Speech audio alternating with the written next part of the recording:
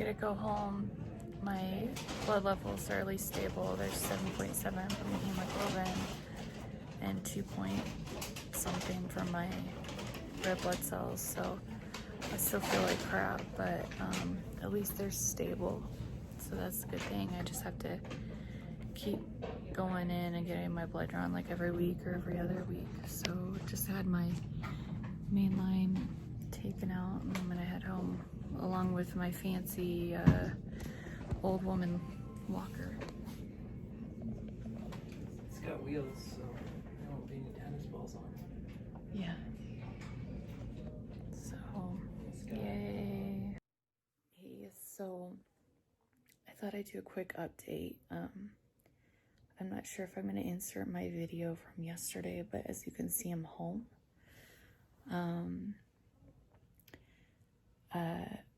It's kind of crazy to think about because I went home, or I was admitted to the hospital with a hemoglobin of 10, and I was given a blood transfusion when my hemoglobin dropped to 6, and I was sent home yesterday with my hemoglobin at 7. There's been lots of tears this morning. I called my doctor. Probably gonna cry now because I'm just so lost. I'm miserable. I can't get out of bed. I mean, I can, but I can't. But I have to use this walker. And if I'm not using the walker,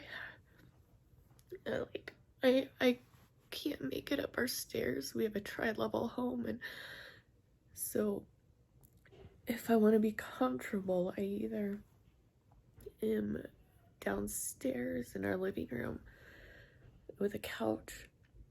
That means I go down the stairs, which is a little bit easier than going up. But going up the stairs to our room or anywhere, I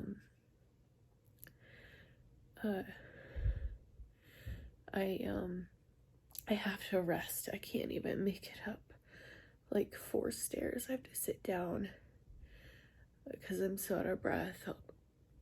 Maybe I'll have chat video, but it just to let you know, it's really hard to see, and I can't imagine Chet going through this and watching me like this, going from an athlete, someone who has been active all their life, and that's like what we do together too, is being active together.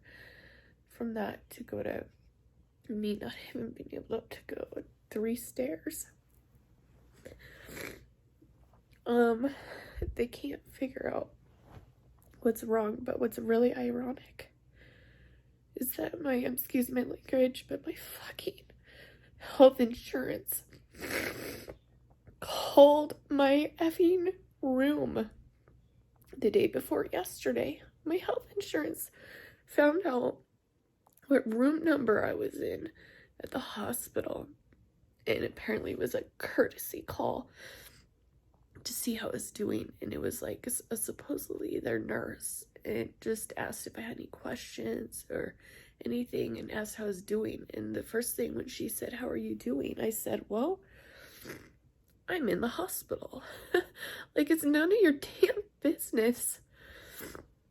And so she started asking me questions, and I said I am, and like when I thought I would go home and all that, and I said, you know what, I don't feel comfortable answering this, and I left it at that. Like, I didn't give them any information. Like, that's just ridiculous. So then what's ironic is the next morning the doctor comes in and is like, "Well, how do you feel about going home?" And obviously I want to be home. I want to be with my kids. But I can't really be with him when I am glad that I'm home, but it's also scary, because my hemoglobin dropped from 8 to 7 overnight.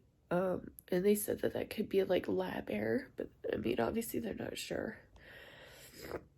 But they still sent me home. So, oh, and we don't know the results from the pheochromocytoma yet, because that was the, it takes like 5 to 7 days or more for this to come back.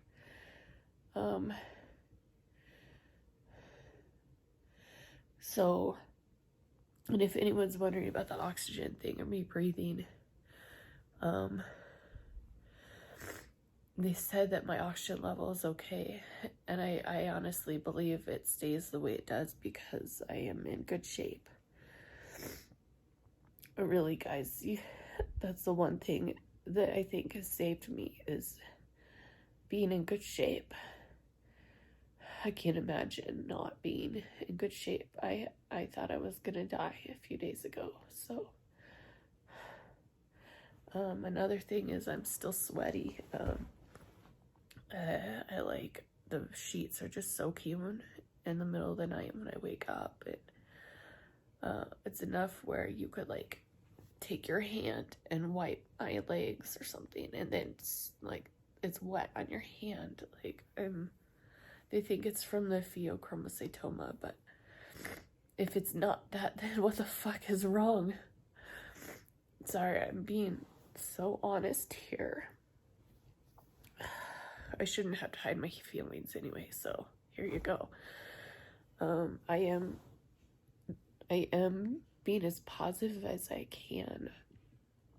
I think you guys see the worst of me in these videos, but I do joke around when the nurses would come in, and I joke around with family and friends and stuff, but, well, the sunlight's making my hair look crazy.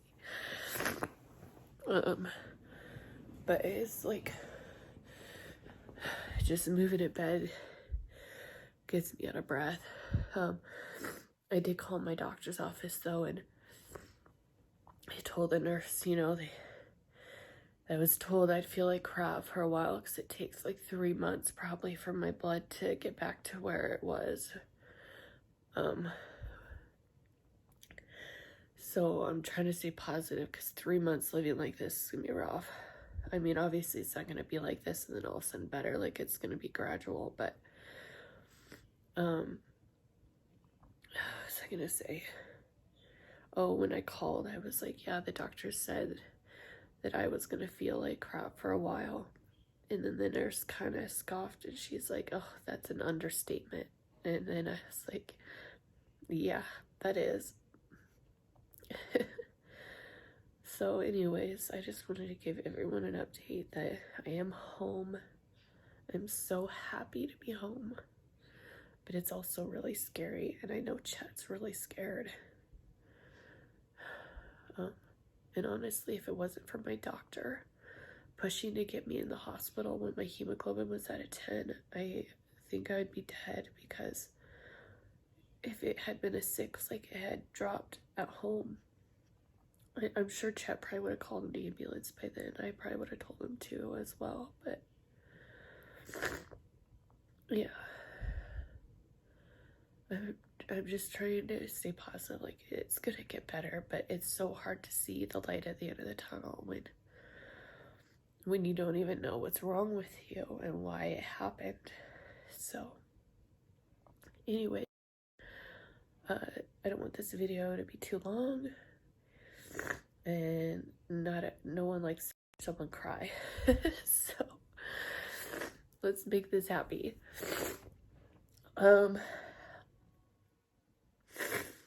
I'll keep you guys updated. I think they're gonna have me go in today and just check my CBC and just make sure my hemoglobin and all that is trending back up still and not dipping down again. So Chet wrote my doctor a message this morning.